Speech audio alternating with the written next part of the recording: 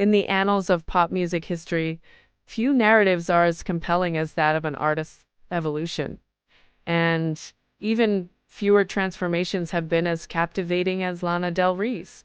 From her explosive debut to her current status as a revered poet-songwriter, her journey is a masterclass in artistic resilience and reinvention.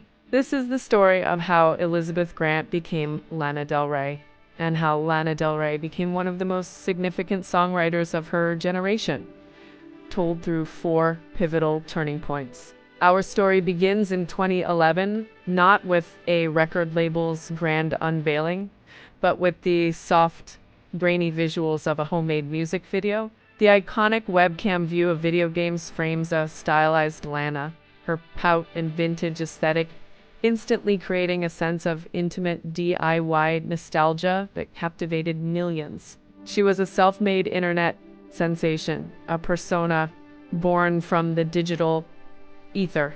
But this digital dream soon collided with the harsh reality of the mainstream. The scene shatters, replaced by the singular, unforgiving spotlight of a live TV performance on Saturday Night Live. As she stands motionless, her expression a mask of vulnerability, a barrage of critical words and negative symbols fly towards her.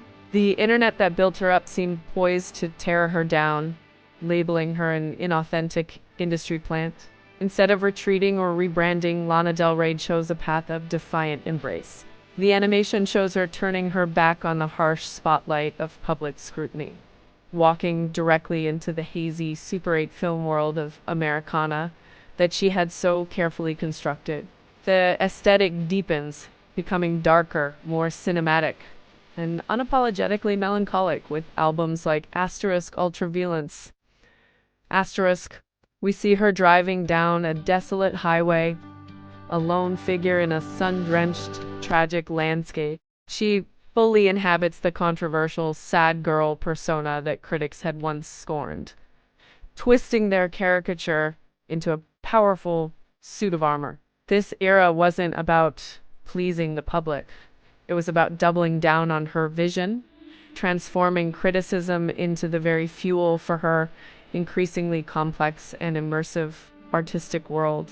Then came the revolution, a moment where the persona and the artist merged into an undeniable force. The hazy, dreamlike filter that had defined her visuals begins to dissolve, replaced by the crisp, clear light of a sun-drenched California coast.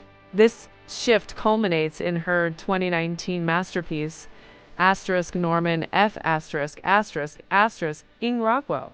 The animation depicts Lana not just as a singer, but as a composer, seated at a piano, her hands commanding the keys. The noise of old criticisms and dismissive labels fades into silence. Her lyrics, now sharper and more profound than ever, are visualized as they take form, weaving intricate critiques of modern love and American decay. The title track is represented as a tidal wave of critical acclaim, washing away any lingering doubts and solidifying her status not just as a pop star, but as a generational songwriter. The final turning point is not a loud declaration, but a quiet retreat. The scene shifts from the grand stages and cinematic coastlines to a serene, slightly wild garden.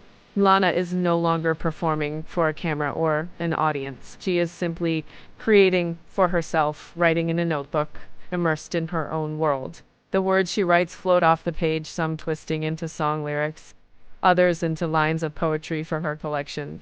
Violet bent backwards over the grass. This marks her ultimate evolution from a manufactured persona to a celebrated songwriter, and finally to a reclusive, multidisciplinary artist who prioritizes her craft above the clamor of fame. The girl from the webcam video has become a poet in her garden, a testament to the enduring power of staying true to one's own ever-changing art.